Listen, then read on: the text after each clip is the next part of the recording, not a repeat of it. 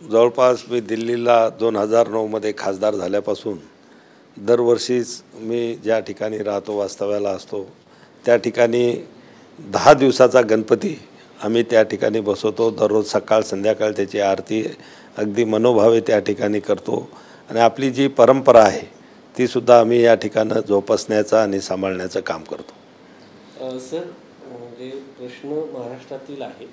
महाराष्ट्रामध्ये एकीकडे गणेशोत्सव सुरू आहे आणि मनोज जरांगे पुन्हा एकदा मराठा समाजातील ओबीसीमधून आरक्षणासाठी आंदोलन करताना पाहायला मिळतं।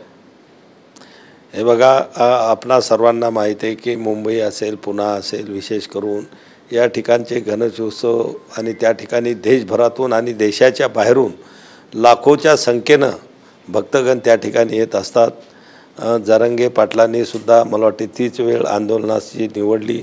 या देशामध्ये लोकशाहीमध्ये सगळ्यांना आंदोलन करण्याचा अधिकार आहे, पण निश्चित मला असं वाटते की त्यांनी जर ही गणपतीची वेळ टाळून नंतरही आंदोलन केलं असतं तर नक्की त्यांना ते आंदोलन करता आलं असतं, पण आंदोलन कोणी रोखू शकत नाही। लोकशाही मार्गाने सुद्धा त्यांना तशी परवानगी दिलेली। या संदर्भात 4 महिन्यापूर्वी जरांगे पाटील यांनी तारीख दिली होती। सरकारने थोडंसं या संदर्भात चर्चा अगोदरच करायला दुर्लक्ष केलं सरळ असा आरोप आहे। नाही बघा, याच्या अगोदर शासनानं अनेकदा जरांगे पाटलासोबत मुख्यमंत्र्यापासून तर मंत्रिमंडळातील आणि अनेक याच्यातल्या लोकांनी त्यांच्याशी चर्चा केली आणि त्यांची जी एकमेव भूमिका आहे की मराठा समाजाला सरसकट कुणबी त्या ठिकाणी सर्टिफिकेट द्यावेत आणि मला वाटते खऱ्या अर्थानं याच्यामध्ये सरकारची थोडी अडचण त्या ठिकाणी असेल।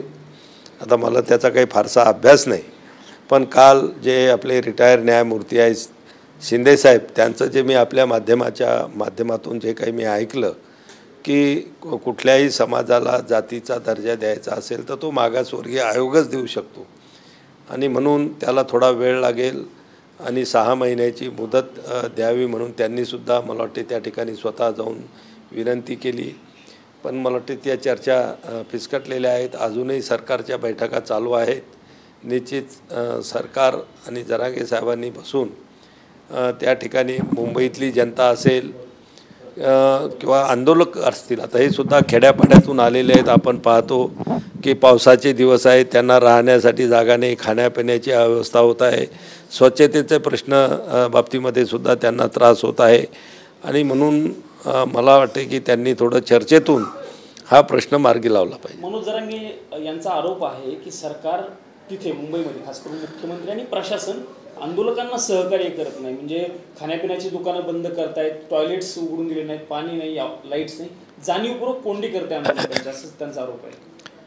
हे बघा, तुम्ही काल मुंबईच्या आयुक्तांचं सुद्धा मी आपल्या माध्यमातूनच मी स्वतः पाहिलं, ऐकलं की बऱ्याचशा सोयी तिथं पिण्याच्या पाण्याचे टँकर वाढवले, स्वच्छतागृह त्या ठिकाणी ठेवलेले आहेत, टॉयलेट ठेवलेले आहेत, पिण्याच्या पाण्याची व्यवस्था मुबलक प्रमाणामध्ये त्या ठिकाणी केलेली आहे आणि खरं म्हणजे त्या ठिकाणची जर जागा पाहिली आझाद मैदान, त्याची कपॅसिटी कमी आहे आणि आंदोलनकर्त्यांची संख्या मोठ्या प्रमाणामध्ये त्या ठिकाणी आली। निश्चित काही गैरसोयी त्या ठिकाणी सुरुवातीला पहिल्या दिवशी झालेल्या आहेत, पण मुंबई महानगरपालिका असेल, महाराष्ट्र सरकार असेल, ज्या ठिकाणी ज्या काही अडचणी समस्या समोर येत आहेत त्या सोडवण्यासाठी अगदी प्रयत्न करत आहे। शरद पवारांनी काल सांगितलं की आरक्षणाची मर्यादा जर वाढवली तर देता येईल। त्यांनी उदाहरणे दिली, तमिळनाडूमध्ये 75% आरक्षण दिलेलं आहे, घटनात्मक बदल केला तर महाराष्ट्रातील प्रश्न सुटू शकतो।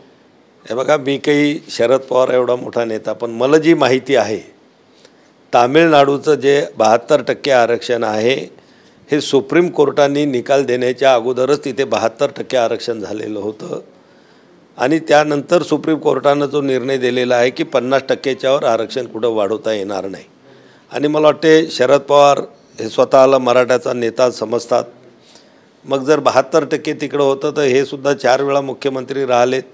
त्यांच्या कारकिर्दीमध्ये त्यांनी या मराठ्यांची, गोरगरीब मराठ्यांच्या लेकरांची कदर करत मला वाटते सहजपणानं त्यांना त्या ठिकाणी वाढवता आलं असतं, पण त्यांनी ते वाढवलेलं नाहीत। आता हे या ठिकाणी इतक्या उशिरानं ते सांगतायत की तामिळनाडूमध्ये महाराष्ट्रामध्ये का नाही, तर महाराष्ट्रामध्ये कसं होऊ शकतं याचाही मार्ग मला वाटते त्यांनी शासनाला एक ज्येष्ठ माजी मुख्यमंत्री आणि मराठा समाजाचं नेतृत्व त्या ठिकाणी ते करतात, तर त्यांनी सरकारला तसा सल्ला द्यावा. करता येत नाही असं म्हणणं सोपं आहे, मी म्हणू शकतो, आपणही कोणी म्हणू शकता की 72 नाही 92% करा, पण कसं करता येईल याचासुद्धा मार्ग त्यांनी जर सांगितला तर मला वाटते बरं होईल. एक शेवटचा प्रश्न विचारतो. मनोज जरांगेंनी आता इशारा दिलेला आहे, त्यांनी पाणी त्याग पण केलेलं, पाणी घेत होते पण त्यांनी आता सरकारला इशारा दिलेला आहे 2 दिवसात प्रश्न नाही सोडवला तर मी पाणी त्याग करणार नाही. खरं म्हणजे सरकार असेल किंवा सगळी महाराष्ट्रातली जनता असेल की या सगळ्यांसाठी आणि समाजासाठी सुद्धा जरांगे साहेबांचा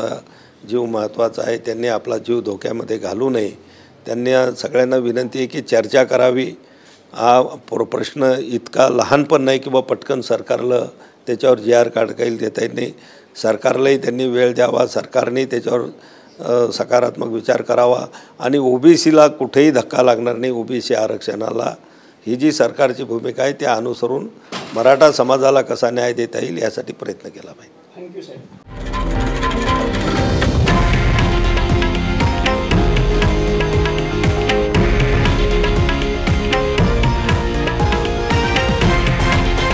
हे आहे देशातील नंबर 1 न्यूज नेटवर्क आणि आपण पाहत आहात TV9 मराठी, एकमेव.